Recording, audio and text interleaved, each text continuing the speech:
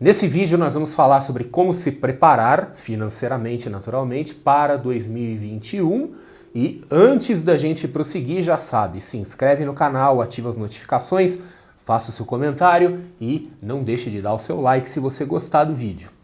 Mas enfim, 2021 está chegando depois de um ano muito louco que foi 2020. 2020 foi aquele ano que tudo que a gente achava que não podia acontecer, aconteceu. É o ano do inimaginável. E algumas pessoas aí estão torcendo, né, esperando que acabe logo 2020 e comece 2021, quem sabe dar uma aliviada nas coisas, né? Mas 2021 a gente teve de tudo. Teve pandemia, teve rolo, teve problemas na cena geopolítica, na cena econômica, tanto em nível brasileiro quanto em nível mundial. Então um ano muito confuso, um ano muito bagunçado.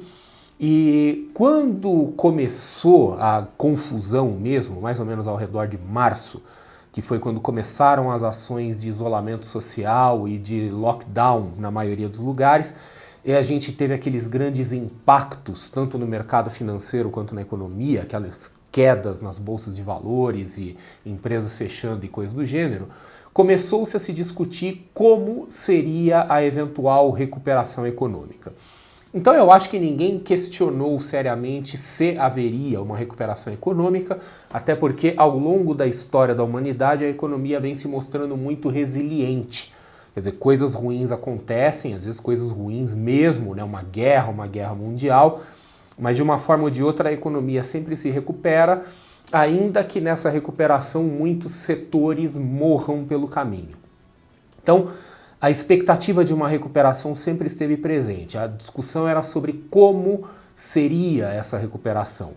E muita gente já em março, já em abril, mais ou menos naquela época, já especulava sobre os possíveis cenários de recuperação econômica e traçando cenários usando letras, né, para tentar demonstrar como seria graficamente a recuperação. Então alguns falavam em recuperação em V, então simbolizando, né, a letra V como se fosse assim uma grande queda abrupta, intensa, seguida de uma grande recuperação rápida da mesma intensidade. Outros falavam uma recuperação em W, né? Então 2 Vs, né? Uma queda seguida de uma recuperação, uma nova queda e aí uma recuperação. Outros falavam em recuperação em U e vários modelos, recuperação em L, recuperação em um monte de coisas. E surgiu uma novidade aí, que se fala muito principalmente nos Estados Unidos, mas aqui no Brasil a gente observa também um pouco isso, que é a chamada recuperação em K. Então pense na letra K, né? Você vê as perninhas do K, um para cima, outro para baixo, e esse tipo de recuperação, né, esse modelo de recuperação, ele indica que alguns grupos, algumas pessoas vão ter uma recuperação muito rápida, é como se para aquelas pessoas fosse um V, e outras vão mergulhar.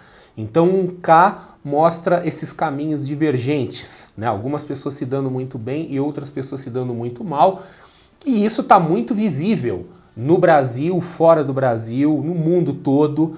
Então o que aconteceu ao longo dessa pandemia em termos econômicos é que a gente viu, por exemplo, as pessoas ricas, né, pessoas mais ricas do mundo, ficando ainda mais ricas, algumas empresas, alguns grupos econômicos ficando ainda mais poderosos, algumas pessoas, se não se beneficiaram economicamente da pandemia, pelo menos tiveram uma série de vantagens e uma série de facilidades que fizeram com que elas não sentissem nenhum impacto econômico dessa pandemia. Então é aquele pessoal assim que acabou até gerando um certo ressentimento, né? A turma que ao mesmo tempo falava assim, fique em casa, mas estava ali regiamente recebendo seu saláriozinho no final do mês. E uma outra parcela da população, e aí a gente inclui indivíduos e inclui empresas também, que foi para o lado oposto, né? É a perna descendente do K. Então é gente que teve seus negócios fechados, teve que parar de operar por conta das decisões arbitrárias dos governos.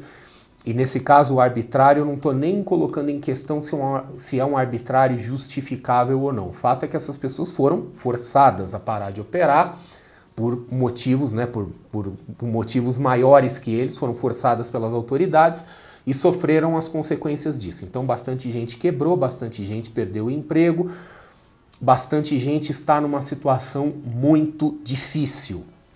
Então, se tem uma coisa que essa pandemia provavelmente vai acentuar, é a desigualdade. E a gente pode não ter visto ainda nem o começo disso. Isso pode ser apenas o início de um processo de desigualdade que pode se intensificar nos próximos anos, porque algumas pessoas realmente ficaram numa situação muito fragilizada, talvez não consigam se recuperar, talvez entrem num caminho de deterioração potencialmente sem volta, enquanto outros estão agora em curva ascendente. Então, é importante para nós a gente talvez começar a se acostumar com a ideia de um mundo ainda mais desigual.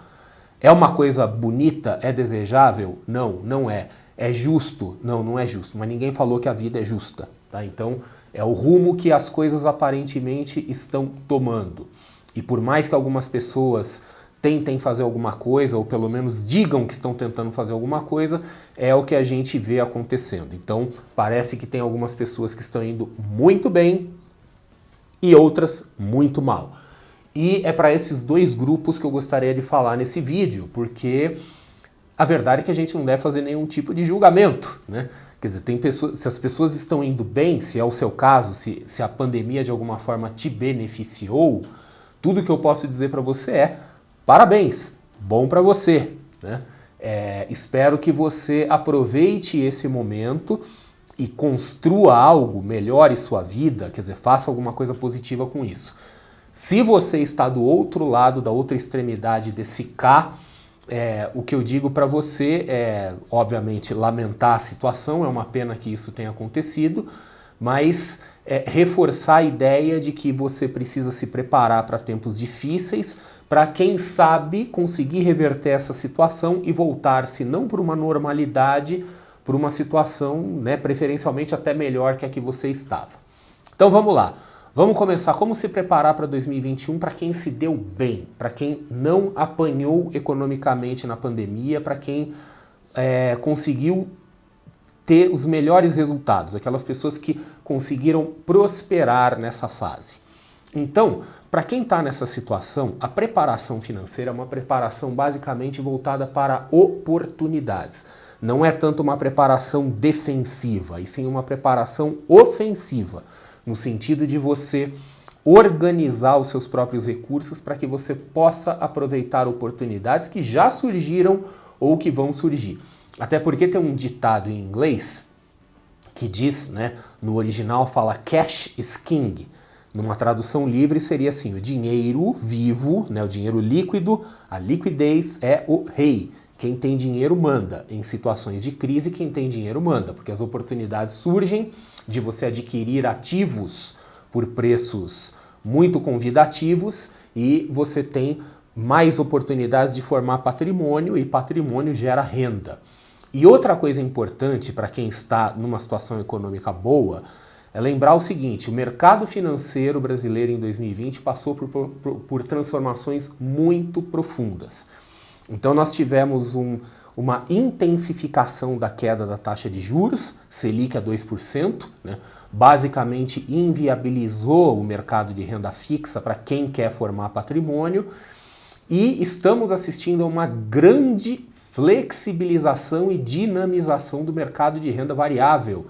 E isso vem, talvez, na esteira de uma orientação mais liberalizante das autoridades financeiras, até do próprio governo. Então, em 2020, a gente está vendo novas empresas entrando na Bolsa de Valores, algumas regras se flexibilizando, BDRs, conversas das autoridades no sentido de pegar investimentos que são reservados para investidores qualificados e profissionais e talvez também torná-los acessíveis para investidores comuns. Então, o mercado está se tornando muito dinâmico. A gente veio num espaço de tempo muito curto de um mercado financeiro, em particular um mercado de capitais, provinciano, eu diria até um mercado caipira, né, o mercado brasileiro, com poucas empresas, com poucos setores representados, e agora nós estamos virando um mercado efetivamente global, né? Com as BDRs e outras oportunidades, e até mesmo o acesso do investidor brasileiro direto ao mercado exterior, se ele preferir desse jeito. Então hoje o investidor ele começa a ter um monte de oportunidades que antes não existiam. Quer dizer, há poucos anos, montar uma carteira bem diversificada de ativos financeiros no Brasil era uma coisa desafiadora, porque a gente tinha poucas ações, poucos fundos imobiliários, poucas opções, né, de derivativos, inclusive.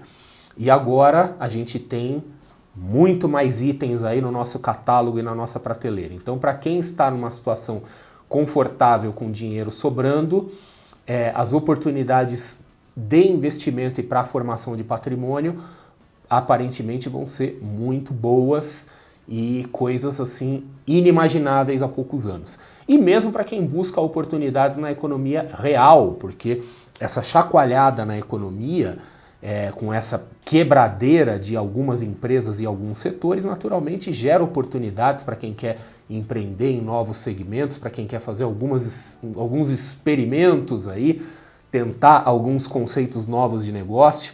Então, para quem está com dinheiro, para quem conseguiu se sair bem em 2020, a preparação para 2021 é uma preparação para oportunidades.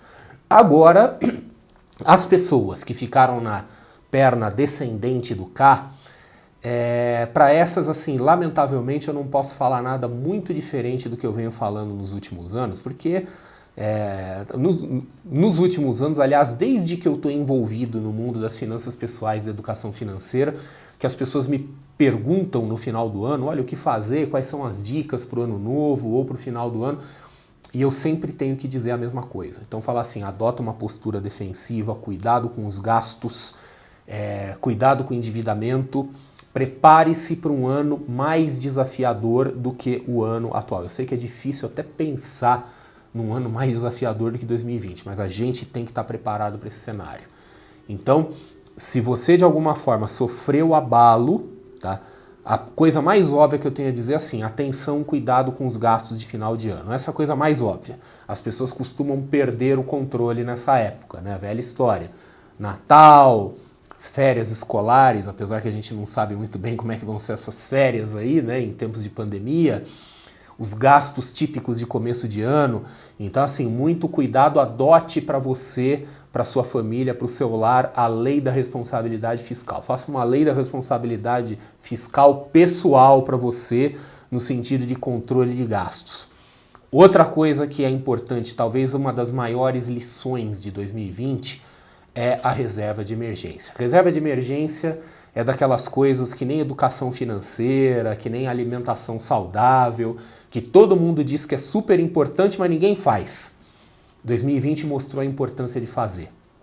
Muitas pessoas hoje estão numa situação periclitante, numa situação frágil, porque não tinham a tal reserva de emergência. Então perderam sua fonte de renda, a torneira fechou, ficaram ali sem renda e eram pessoas assim que não tinham fôlego financeiro para aguentar 2 meses sem renda, tanto mais o tempão que a gente ficou aí, né?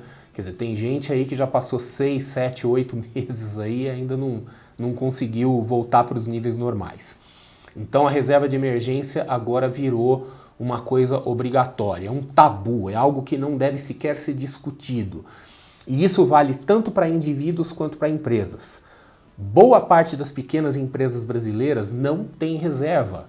Eles não têm condição de sobreviver por alguns meses, uns poucos meses, se acontecer um evento como aconteceu. E pode acontecer de novo no futuro. A gente não sabe o que vai acontecer. Agora é como se tivesse sido escrito um manual.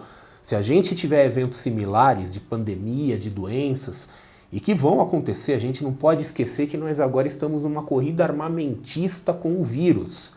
O vírus vai evoluir, vai mutar, e nós também vamos tentar evoluir e se defender dele. Então, pode ser que no futuro venham coisas similares ou piores, e pode ser que os governos e as autoridades reajam da mesma forma que reagiram, forçando o fechamento de empresas. Então, aquilo que aconteceu em 2020, nós não podemos descartar a possibilidade de que venha acontecer de novo. Então, pessoas e empresas precisam estar preparadas para isso. Reserva de emergência, se você não tem, tenha, dê um jeito, né?